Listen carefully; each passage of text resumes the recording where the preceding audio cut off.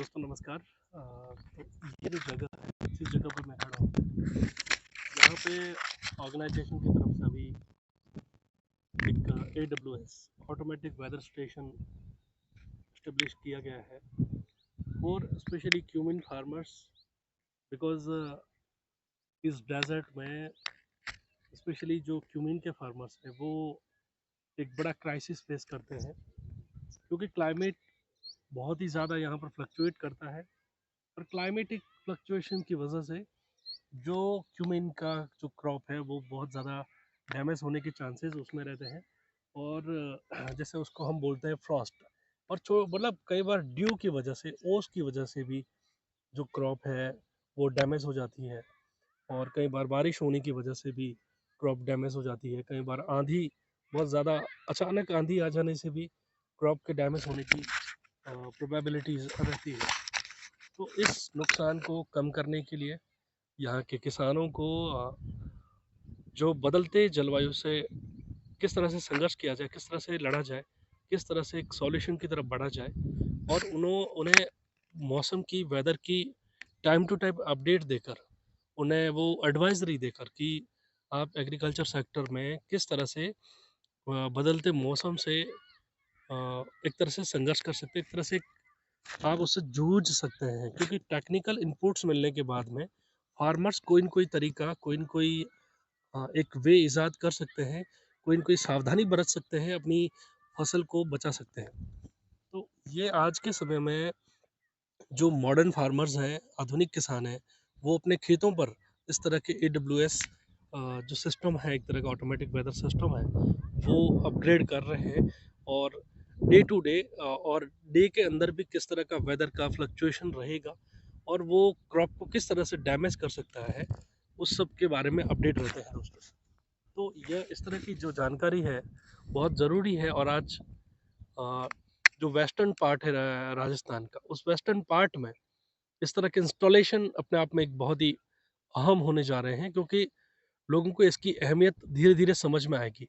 और एक डेमोन्स्ट्रेशन के तौर पर हम ये कर पाए हैं, क्योंकि अधिक से अधिक लोगों को इसके प्रति जागरूक करना है कि मौसम से किस तरह से, मौसम, बदलते मौसम से जूझना है, इससे संघर्ष करना है, इससे निजात पाना है, इसका निवारण करना है।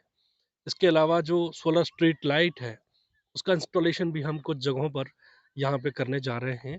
इसका मकसद यही है कि डेज़र्ट में इलेक्ट्रिसिटी की एक बड़ी प्रॉब्लम, शॉर्टेज की वजह से फार्मर्स को इस बात के लिए एनकरेज करना है, उनको मोटिवेट करना है कि मैक्सिमम नंबर्स पे आप अधिक से अधिक सोलर लाइट्स और इस तरह की चीज़ों को आप ईज़ाद करें।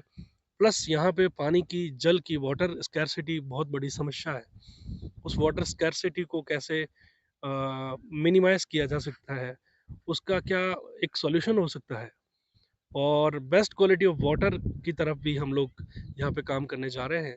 तो एज़ अ डेमोन्स्ट्रेशन के लिए यहाँ पे कुछ मतलब आरओ भी हम लोग एक जैसे लगाने वाले हैं यहाँ पे।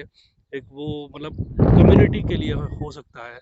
उसी तरह से एक बायोगैस प्लांट, यानी कि जो रिन्यूएबल एनर्जी के जितने भी सोर्सेज़ हैं, उन एनर्जी सोर्सेज़ को अपग्रेड करना है फार्मर्स के बीच में, और उन्हें इस अत्याधुनिक तकनीकों के बारे में बताना भी है। साथ ही साथ यहाँ पाई जाने वाली उस वनस्पति के प्रति भी उनको अवेयर करना है, जागरूक करना है, इसलिए कि अगर वो यहाँ की वनस्पति को समझ पाएगा, या बदलते हुए जलवायु में किस तरह से यहाँ की जो वेजिटेशन है वो अपने आप को बचा के रखे हुए हैं, और उसका नेचर, उसको किस तरह से बंडिंग वगैरह में काम में लिया जा सकता है। क्योंकि तेज़ हवाएँ चलती है, और तेज़ हवाएँ चलने से फसल को बहुत ज़्यादा नुकसान होने की संभावनाएँ रहती है।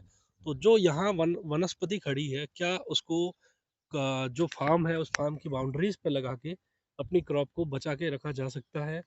और तो वो भी एक विकल्प के तौर पर हम देख सकते हैं। दूसरी बात है कि सस्टेनेबल एफर्ट्स ऐसे करने हैं कि सतत रूप से आप खेती करते जाएँ, और खेती में भी जो ज़्यादा नुकसान वाली, जो जिसमें ज़्यादा नुकसान की संभावनाएँ हैं, या मौसम से जो बिल्कुल जूझ नहीं पा रही है फसल है, उनकी जगह पर आपको वैकल्पिक फसलों की तरफ भी रुख करना पड़ेगा, क्योंकि किसान इतना सक्षम नहीं है कि वो इतना बड़ा रिस्क ले सके। क्योंकि मौसम अगर एक नाइट भर में, एक दिन भर में मौसम बदल जाता है, और पूरी फसल जिस पर किसान की एक बड़ी उम्मीदें टिकी हुई रहती है, उन फसल को बचा के रखना और बड़ा चुनौती भरा है किसान के लिए। ऐसे में उसको ये देखना चाहिए कि एक फार्म में वो और क्या अल्टरनेटिव क्रॉपिंग पैटर्न अपना सकता है।